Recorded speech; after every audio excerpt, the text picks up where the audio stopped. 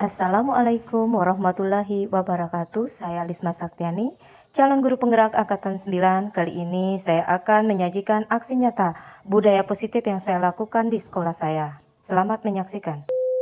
Assalamualaikum warahmatullahi wabarakatuh. Sebelumnya saya ucapkan terima kasih kepada Bapak dan Ibu Guru atas waktunya. Baik Bapak Ibu Guru, tujuan saya mengajak Bapak Ibu ke sini diseminasi budaya positif yang saya dapatkan dari program Guru Penggerak. Pentingnya budaya positif. Baik Bapak Ibu, sebelum saya mulai, bagaimana terlebih dahulu kita melakukan permainan ya Bapak Ibu. Nah, saya minta kepada Bapak Ibu untuk memilih teman di samping. Cari pasangan di sampingnya. Ya, berdua Bapak Ibu ya, sama-sama. Nah, nanti yang satu memegang ya, memegang barang berharga. Ya, Ibu Atut sama Ibu Ida. Ya, ibaratnya Kak, boleh Pak Ibu menggunakan menghardik, membujuk, terserah bagaimana kiat-kiat Ibu agar Bu Ida bisa melepaskan genggaman tangannya. Baik, paham dengan maksud saya Bapak Ibu? Ya, coba Bapak Ibu praktekkan dulu. Ya, rasanya seru sekali nih.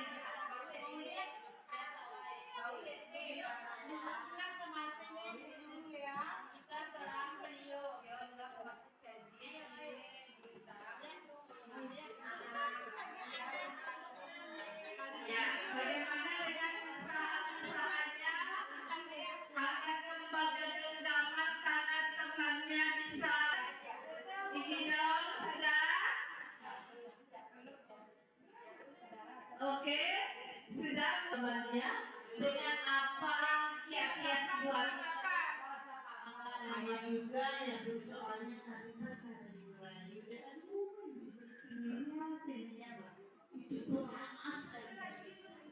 oh iya, bagaimana rayuan Ibu tadi?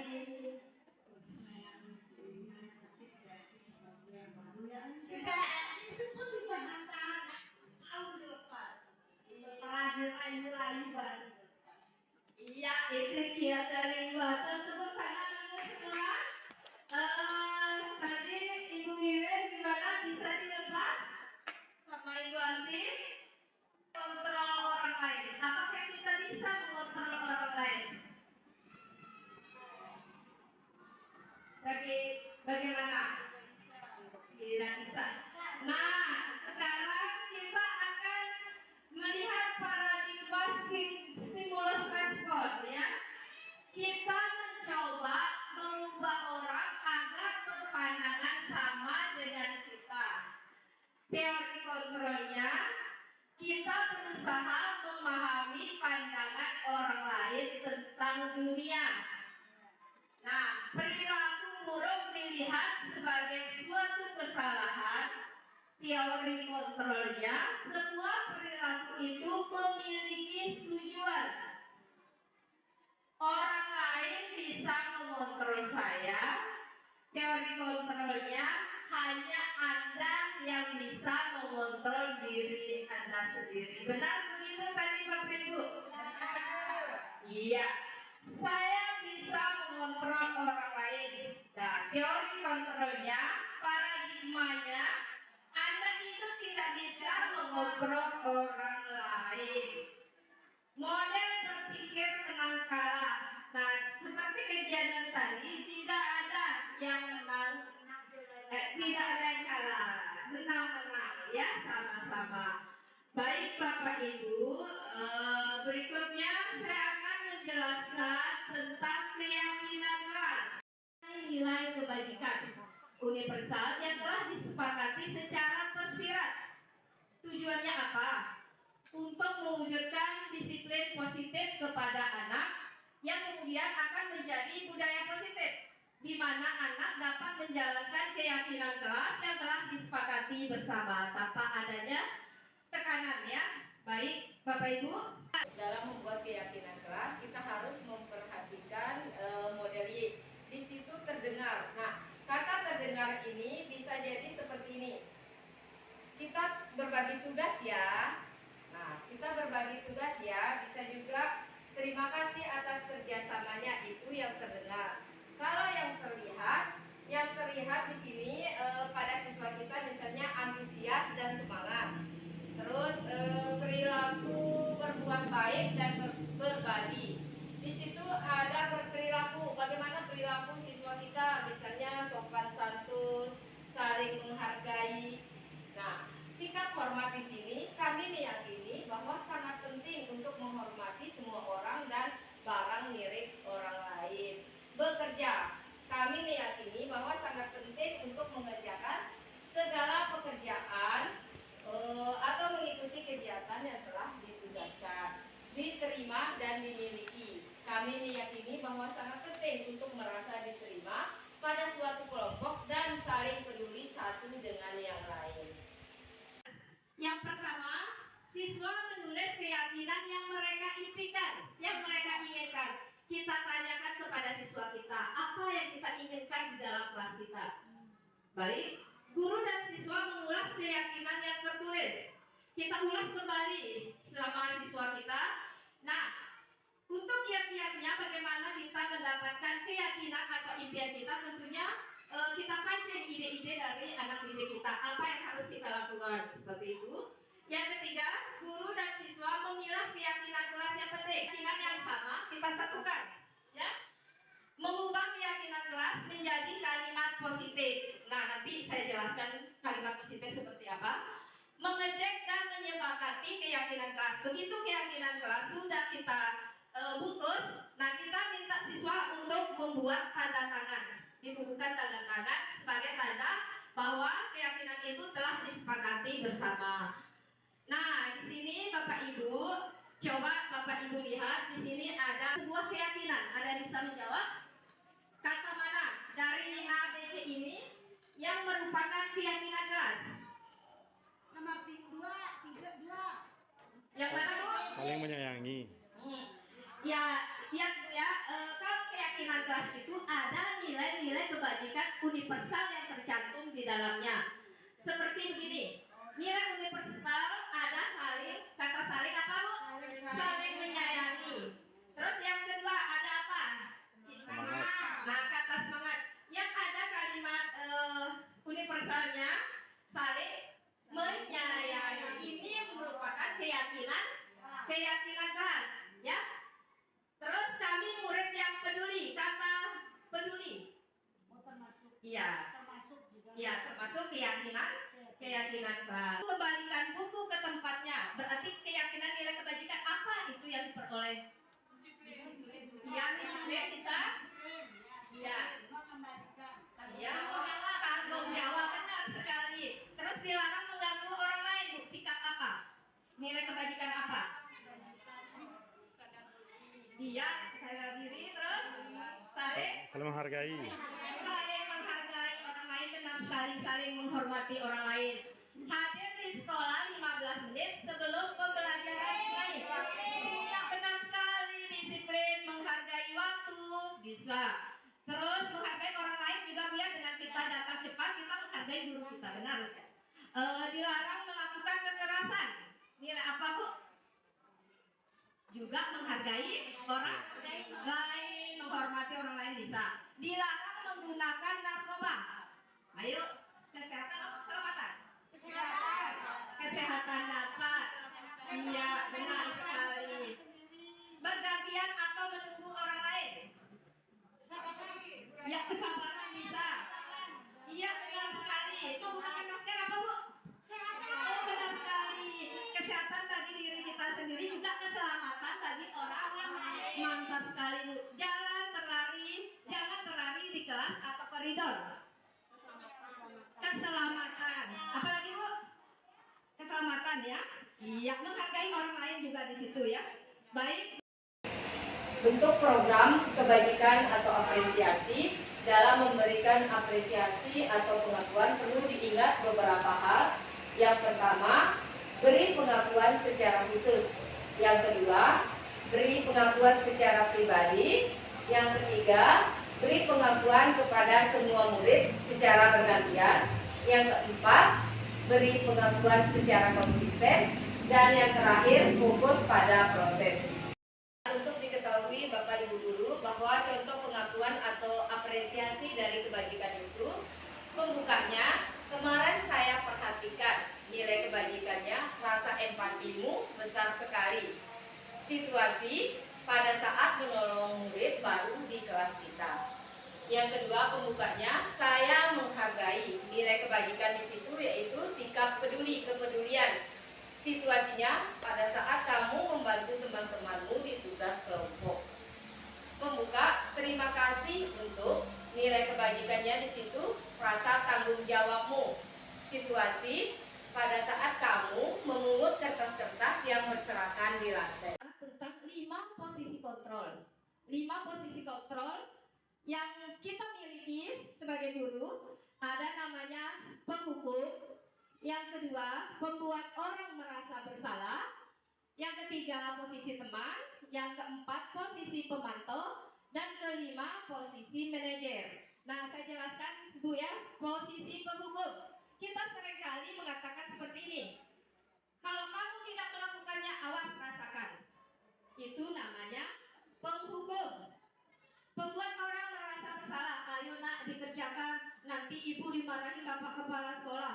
Itu membuat orang merasa bersalah, ya. Terus sebagai posisi teman, kita berbicara dengan siswa kita, ayolah nak dikerjakan, lakukan ini demi ibu. Ya, sebagai teman. Terus sebagai pemantau, apa peraturannya? Nah, seperti itu. Terus sebagai posisi manajer, apa yang kita yakini, apa yang bisa kita kerjakan untuk memperbaiki masalah ini. Nah, jujur ibu, semua posisi-posisi ini pasti pernah kita lakukan. Pernah Bu? Pernah. Iya pernah.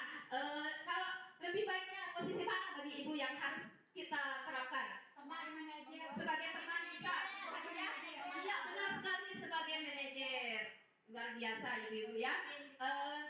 Nah, dengan ini kita harus memposisikan diri kita sebagai manajer.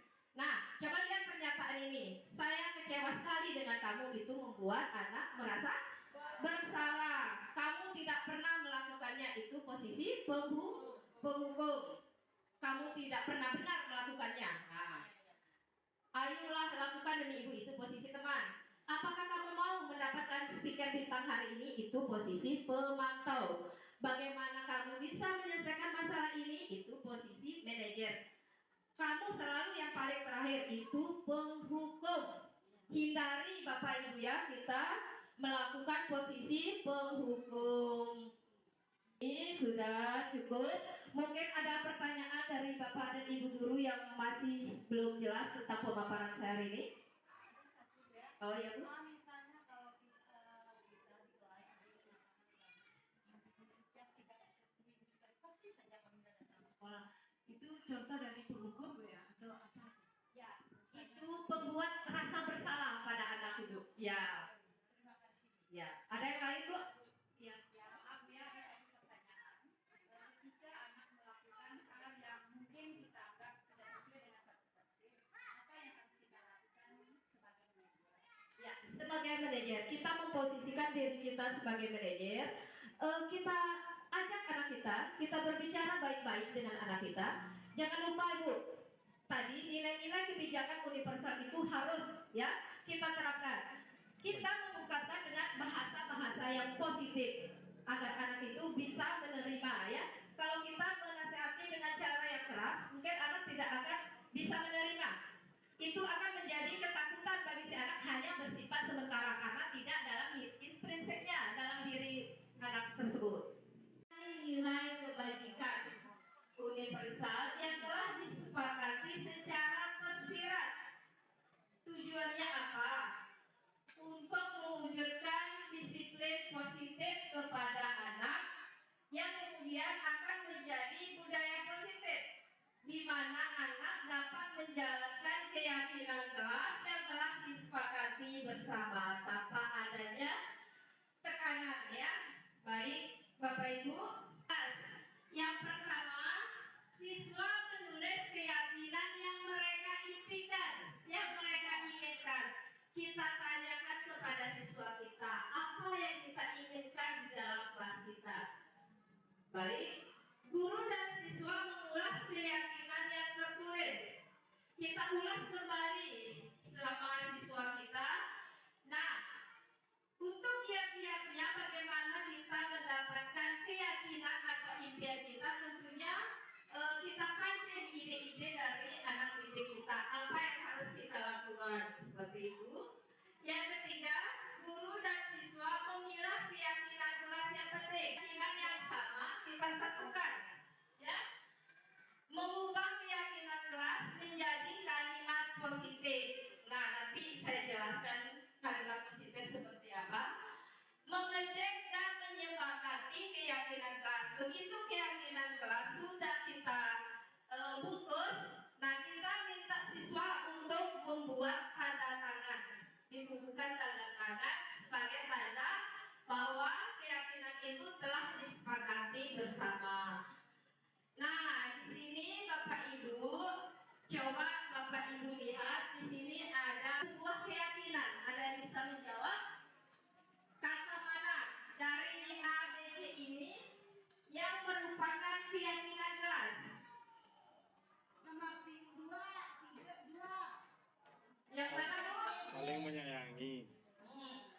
Ya, kalau keyakinan kelas itu ada nilai-nilai kebajikan universal yang tercantum di dalamnya. Seperti begini, nilai universal ada kata saling apa, Bu? Saling menyayangi. Terus yang kedua ada apa? Semangat. Nah, kata semangat. Yang ada kalimat universalnya saling menyayangi. Ini yang merupakan keyakinan kelas, ya. Terus kami murid yang peduli. Kata peduli. Iya. Iya, termasuk keyakinan kelas. Kembalikan buku ke tempatnya. Berarti keyakinan nilai kebajikan apa itu yang diperoleh? Iya, disiplin bisa. Iya. Iya, tanggung jawab, benar sekali. Terus dilarang mengganggu orang lain, Bu. Sikap apa? Nilai kebajikan apa? Iya, saya diri. Terus saling Menghargai. menghargai orang lain, benar sekali. Saling menghormati orang lain. Hadir di sekolah 15 menit sebelum pembelajaran dimulai. Benar sekali, disiplin, menghargai waktu, bisa. Terus menghargai orang lain juga, ya, dengan kita datang cepat, kita menghargai guru kita, benar. Dilarang melakukan kekerasan. Nilai apa, Bu?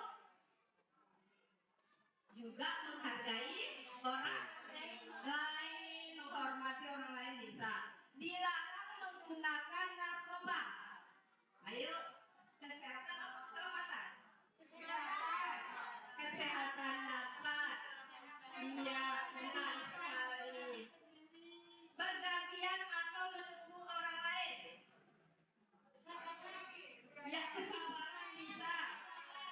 Iya, benar sekali. Menggunakan masker apa, Bu? Oh, benar sekali. Kesehatan bagi diri kita sendiri, juga keselamatan bagi orang lain. Mantap sekali, Bu. Jangan berlari di kelas atau koridor. Keselamatan. Apalagi, Bu? Keselamatan, ya. Iya, menghargai orang lain juga di situ, ya. Tentang 5 posisi kontrol. 5 posisi kontrol yang kita miliki sebagai guru. Ada namanya penghukum. Yang kedua, membuat orang merasa bersalah. Yang ketiga, posisi teman. Yang keempat, posisi pemantau. Dan kelima, posisi manajer. Nah, saya jelaskan, Bu, ya, posisi penghukum. Kita seringkali mengatakan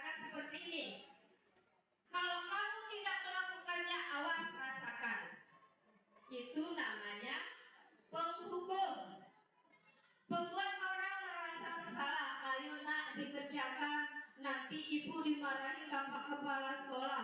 Itu membuat orang merasa bersalah, ya. Terus sebagai posisi teman, kita berbicara dengan siswa kita, ayolah nak dikerjakan, lakukan ini demi ibu. Ya, sebagai teman. Terus sebagai pemantau, apa peraturannya? Nah, seperti itu. Terus sebagai posisi manajer, apa yang kita yakini, apa yang bisa kita kerjakan untuk memperbaiki masalah ini. Nah, jujur ibu, semua posisi-posisi ini pasti pernah kita lakukan. Pernah bu? Iya pernah. Kalau lebih baiknya posisi mana dari ibu yang harus kita terapkan? Sebagai teman bisa. Iya benar sekali sebagai manajer. Luar biasa ibu-ibu ya. Nah dengan ini kita harus memposisikan diri kita sebagai manajer. Nah, coba lihat pernyataan ini. Saya kecewa sekali dengan kamu, itu membuat anak merasa bersalah. Kamu tidak pernah melakukannya, itu posisi penghukum. Kamu tidak pernah benar melakukannya. Nah, ayolah lakukan demi ibu, itu posisi teman. Apakah kamu mau mendapatkan stiker bintang hari ini? Itu posisi pemantau. Bagaimana kamu bisa menyelesaikan masalah ini? Itu posisi manajer. Kamu selalu yang paling terakhir, itu penghukum. Hindari Bapak Ibu ya, kita melakukan posisi penghukum. Ini sudah cukup. Mungkin ada pertanyaan dari Bapak dan Ibu guru yang masih belum jelas tentang pemaparan saya hari ini. Oh ya Bu. Misalnya kalau kita di kelas yang tidak pasti saja datang sekolah itu contoh dari penghukum Bu ya atau apa? Ya, itu membuat rasa bersalah pada anak itu. Ya. Ya. Ada yang lain Bu? Ya. Ya maaf ya, pertanyaan. Ketika anak melakukan hal yang mungkin kita anggap tidak sesuai dengan kapasitas, apa yang harus kita lakukan sebagai manajer? Ya, sebagai manajer, kita memposisikan diri kita sebagai manajer. Kita ajak anak kita berbicara baik-baik dengan anak kita. Jangan lupa Bu, tadi nilai-nilai kebijakan universal itu harus ya kita terapkan. Kita mengungkapkan dengan bahasa-bahasa yang positif agar anak itu bisa menerima ya. Kalau kita menasehati dengan cara yang keras, mungkin anak tidak akan bisa menerima. Itu akan menjadi ketakutan bagi si anak, hanya bersifat sementara karena tidak dalam intrinsiknya dalam diri anak tersebut. Ya, ada lagi Bu? Budayakan ya seperti sikap disiplin. Disiplin ini merupakan salah satu dari budaya positif. Nah, sebelumnya saya ingin tanya kepada Bapak Ibu guru, apa sih sebenarnya arti disiplin itu? Ya, ada yang bisa? Disiplin apa? Iya, belajar di mana Bu? Iya. Iya, membela diri bisa. Taat waktu bisa, patuh terhadap waktu bisa. Nah, Bapak Ibu guru, disiplin. Disiplin itu artinya belajar. Sesuatu yang dilakukan seseorang pada orang lain untuk mendapatkan kepatuhan. Next, Bu Hadijah. Nilai-nilai kebajikan. Nilai-nilai kebajikan universal yang harus kita miliki. Ya, tentunya berdasarkan dengan profil pelajar Pancasila. Ada berapa profil pelajar Pancasila? Ada 6. Yang pertama mandiri. Apalagi Bu? Kreatif. Beriman kepada Tuhan Yang Maha Esa. Apalagi? Gotong royong. Bernalar kritis, benar sekali. Lanjut. Nah, manusia itu melakukan tindakan tindakan, ada motivasi yang berasal dari eksternal dan berasal dari internal. Kalau eksternalnya itu berasal dari luar untuk menghindari ketidaknyamanan atau hukuman. Misalnya seorang anak itu melakukan segala sesuatu itu dia takut kena hukuman, makanya dia pagi-pagi datang ke sekolah. Itu namanya motivasi eksternal. Di sini kita sebagai guru harus memancing motivasi internal daripada anak didik kita. Bagaimana dia bisa menghargai dirinya sendiri. Ya, saya akan menjadi orang seperti apa bila saya melakukan seperti itu. Next. Nah, di sini hukuman dan dihukum oleh penghargaan. Mana maksudnya ini dihukum oleh penghargaan? Bapak Ibu guru, seringkali kita memberikan reward atau penghargaan kepada siswa kita untuk membangkitkan motivasinya. Benar seperti itu, Bapak? Nah, ternyata dengan kita memberikan penghargaan seperti itu hanya berlaku jangka pendeknya. Pengaruhnya jangka pendek dan jangka panjang. Ada namanya penghargaan yang menghukum, penghargaan mengurangi ketepatan, penghargaan tidak efektif, dan penghargaan merusak hubungan. Sebagai salah satu contoh Bapak Ibu ya, yang merusak hubungan. Ketika si anak ini, misalnya anak ini berprestasi, ya kita berikan dia reward, kita berikan dia berupa penghargaan, otomatis rekan-rekannya yang lain ini akan merasa iri, ya akan merasa iri, akan merasa bagaimana ya, merasa tidak diperhatikan oleh bapak dan ibu gurunya. Ya, ya seperti itu Pak. Lanjut Bu. Nah, di sini penghargaan mematikan kreativitas. Nah, anak yang selalu mendapat prestasi, mendapat penghargaan, anak ini terbebani pada dirinya sendiri. Seandainya dia tidak di suatu saat dia tidak bisa mendapat penghargaan seperti itu, dia akan merasa bagaimana? Tidak akan melakukan lagi,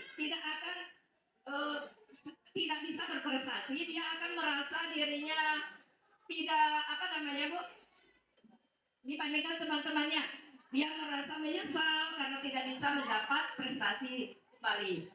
Baik.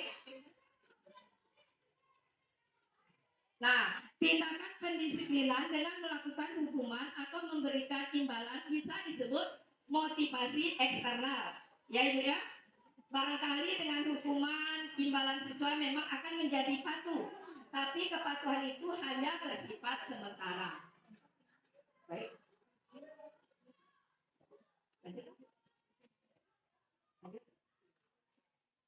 Ya, di sini saya akan menjelaskan apa sih itu hukuman dan apa sih itu konsekuensi. Kalau hukuman Bapak Ibu guru ya, hukuman itu hanya bersifat satu arah. Guru itu hanya yang membuat aturannya sendiri tanpa melibatkan siswa. Hukuman seperti itu secara spontan dan tiba-tiba. Mana contohnya? Ketika siswa kita terlambat pergi keliling lapangan, itu namanya sebuah hukuman. Ya, kalau konsekuensi itu sudah disepakati, oleh guru dan siswa. Konsekuensi itu sudah disepakati oleh guru dan siswa sudah mengetahui sebelumnya. Oh, kalau saya terlambat akan begini. Itu namanya konsekuensi. Coba Bapak Ibu kita lihat nomor 1 di situ. Mencatat 100 kali di dalam buku. Saya tidak akan terlambat lagi karena terlambat ke sekolah. Bagaimana ini Pak Imad? Hukuman atau konsekuensi? Mencatat 100 kali di dalam buku kalimat. Coba bisa dijelaskan kenapa dikatakan konsekuensi? Karena ya kata. Ya, ada yang lain? Ada yang lain bisa menjelaskan? Coba Pak Guru yang mana? mencatat terus kali kalau Ya. dibahas yang kata satu kali di dalam kalimat, saya tidak akan terlambat lagi. Mungkin ini sudah ada kesepakatan antara guru dan siswa. Ketika kamu terlambat datang, maka silakan menulis kata kalimat saya tidak akan terlambat lagi. Baik Bapak Ibu, mencatat 100 kali. Ini adakah relevansinya antara tindakan yang dilakukan lakukan sama konsekuensi tindakannya. Ada nggak relevansinya? Saya kasih contoh sekarang Pak ya. Lari mengelilingi lapangan basket 2 kali karena terlambat 10 menit untuk pelajaran PJOK. Ini konsekuensi atau hukuman? Konsekuensi, karena ada relevansinya. Bisa jadi di pelajaran PJOK ini 2 kali lipat kita memutar ini merupakan pemanasan. Betul begitu Guru olahraga? Iya. Berarti Bapak Ibu sudah memahami ya konsekuensi dan hukuman. Next. Nah, kita bisa lihat, oke. Dilanjutkan Bu. Nah, perbedaannya hukuman dan konsekuensi. Sudah, sesuatu yang menyakitkan itu hukuman. Sedangkan konsekuensi itu sesuatu yang harus terjadi. Membuat anak sakit di hukuman, kalau di konsekuensi membuat anak merasa tidak nyaman dalam jangka waktu yang pendek. Hukuman bersifat paksaan, kalau di konsekuensi stimulus atau tanggapan. Ya, lanjut Bu. Nah, sekarang kita akan mempelajari tentang restitusi. Pernah Bapak Ibu misalnya melakukan, ada anaknya, siswanya yang melakukan kesalahan. Pernahkah Bapak Ibu memanggil siswa tersebut, menanyakan apa alasannya melakukan, terus meminta solusi dari siswa yang bersangkutan dalam menyelesaikan masalah? Pernah seperti itu? Pernah Bu? Oh iya. Ini merupakan sebuah solusi untuk menyelesaikan masalah. Nah Bapak Ibu, pengertian dari restitusi itu adalah proses menciptakan kondisi bagi murid untuk memperbaiki kesalahan mereka, sehingga mereka bisa kembali pada kelompok mereka dengan karakter yang lebih kuat. Restitusi itu juga merupakan proses kolaboratif yang mengajarkan murid untuk mencari solusi untuk masalah mereka dan membantu murid berpikir tentang orang seperti apa yang mereka inginkan atau tujuan mulia dan bagaimana harus memperlakukan orang lain. Terakhir itu menanyakan keyakinan. Nah, anak melihat kesalahannya dihubungkan dengan nilai norma sosial dan nilai-nilai yang mendasari manusia berinteraksi dengan orang lain. Nah, seperti ini percakapannya pada menanyakan keyakinan. Apa nilai yang kita percaya di kelas atau sekolah kita? Nilai-nilai universal apa yang telah kita sepakati? Kelas yang ideal itu seperti apa sih? Kamu ingin jadi anak yang seperti apa? Apa yang kamu rasakan?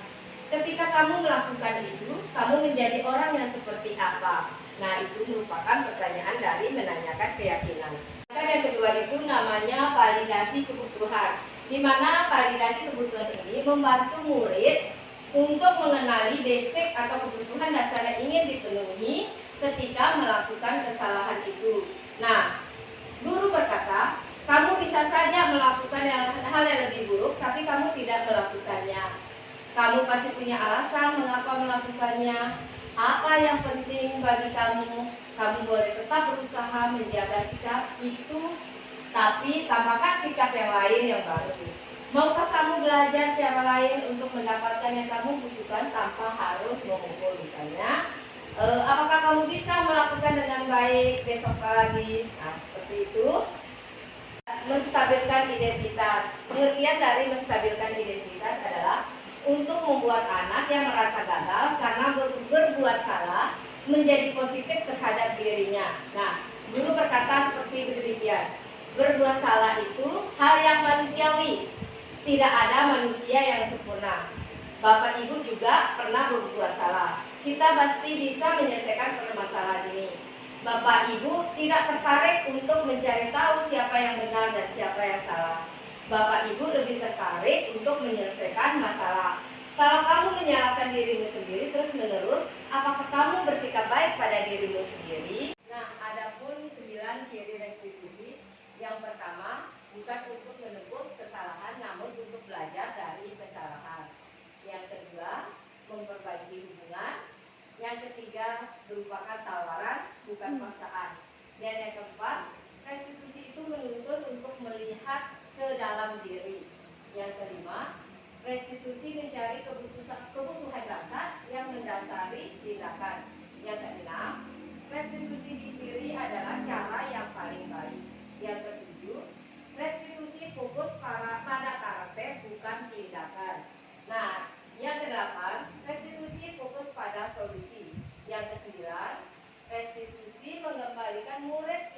bersalah pada kelompoknya. Nah, lanjut Bu. Menstabilkan identitas.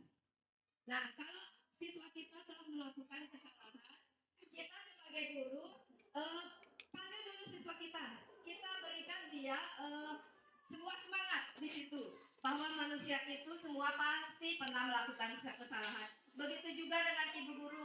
Nah, jadi siswa di situ tidak merasa bersalah, tidak tertekan dengan apa yang dia lakukan. Kita berikan dia kata-kata positif dulu, lanjutkan. Terus validasi kebutuhan. Kita tanyakan dulu siswa kita, kenapa dia melakukan, pasti ada sebabnya. Nah, selanjutnya kita menanyakan keyakinan apa yang telah kita sepakati. Jadi di situ siswa akan, karena sudah kita membuat keyakinan kelas dan dia sudah mempunyai nilai-nilai itu, insya Allah siswa kita akan menemukan solusi atas permasalahan yang telah dilakukan. Kembali lagi ke awal.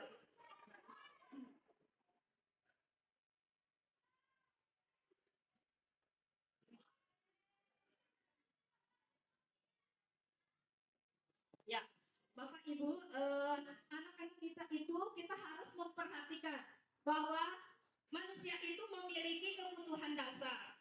Nah, kebutuhan dasar itu ada 5: bertahan hidup, penguasaan, kasih sayang dan rasa diterima, kesenangan dan kebebasan.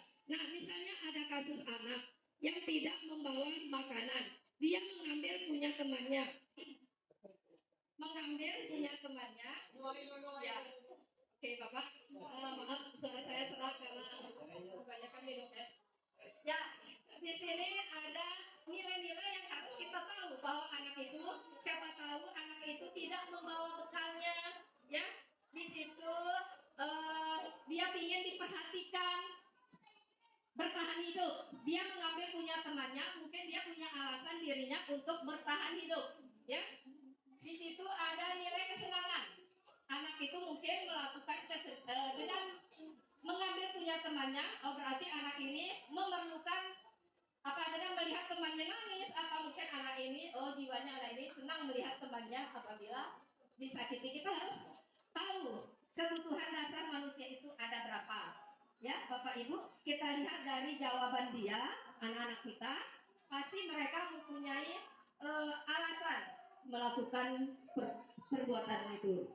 Ya, mungkin sekian dari saya. Ada pertanyaan Bapak Ibu tentang yang budaya positif yang telah saya paparkan tadi?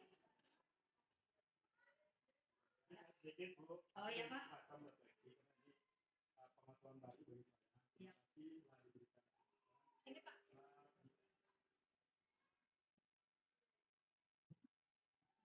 Terima kasih. Mungkin ini semacam mewakili teman-teman, semacam refleksi dari kami beserta. Terima kasih Ibu Calon Guru Putra, Ibu Isma Septiani yang telah memberikan beberapa pemaparan tentang budaya positif. Di situ tadi ternyata kita selama ini menjadi seorang guru ada hal-hal yang sifatnya belum kita pahami. Alhamdulillah dengan kegiatan diseminasi pada kegiatan pada hari ini kita memahami sedikit dan bisa memisahkan apa sih itu namanya hukuman, kemudian apa itu namanya konsekuensi. Mungkin kami bisa simpulkan atau mungkin sepakat ya apa yang disampaikan oleh Ibu CGP tadi bahwa konsekuensi itu ada relevansi dengan tindakan yang akan dilakukan oleh seorang guru. Misalnya di hukuman tentunya biasanya itu anak-anak itu merasa dirinya tersakiti, merasa tidak nyaman dengan temannya. Hukuman itu didetik dengan aturan-aturan sekolah. Mungkin apa yang disampaikan tadi bahwa konsekuensi itu baru bisa terjalin, bisa dilakukan ketika ada kesepakatan sebelum kita melakukan sebuah apa yang menjadi konsekuensi apa yang dilakukan oleh anak-anak yang dianggap tidak mematuhi kesepakatan yang telah disepakati bersama Ibu. Terima kasih. Mungkin itu sekedar dari saya. Assalamualaikum warahmatullahi wabarakatuh. Waalaikumsalam warahmatullahi wabarakatuh. Terima kasih saya sampaikan kepada Bapak Sulhaidir, benar sekali. Terima kasih apa yang disampaikan Bapak Sulhaidir. Alhamdulillah sudah ada sedikit-sedikit bayangan tentang budaya positif ya Bu. Saya minta kepada kita rekan-rekan semua, marilah ya kita laksanakan budaya positif ini di sekolah kita. Mau kita melaksanakannya Bu? Siap. Siap? Siap. Terima kasih. Wassalamualaikum warahmatullahi wabarakatuh.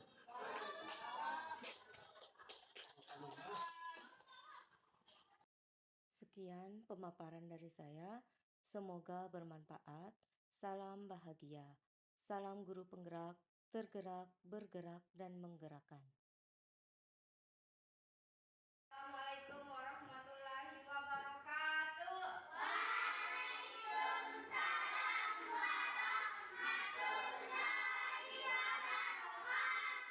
Apa kabar hari ini semuanya? Baik ya, alhamdulillah semua pada sehat. Nah, tetap semangat belajarnya? Bagaimana kalau biar lebih semangat lagi? Bagaimana kita tetap semangat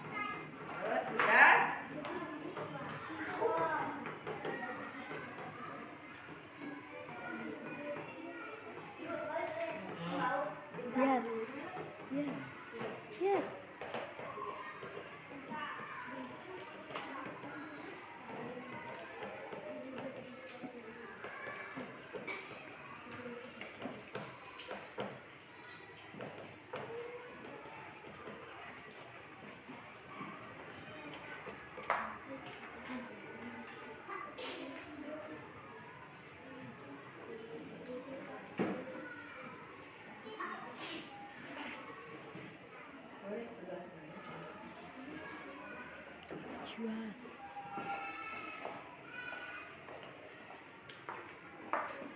kita tuju. Ya, coba mau kita tuju. Ini tugas. Itu yang hijau dulu yang hijau ya, tugas guru yang hijau. Baik, tugas guru yang hijau. Ayo. Ayo. Pemaparan dari saya, semoga bermanfaat. Salam bahagia. Salam guru penggerak, tergerak, bergerak, dan menggerakkan.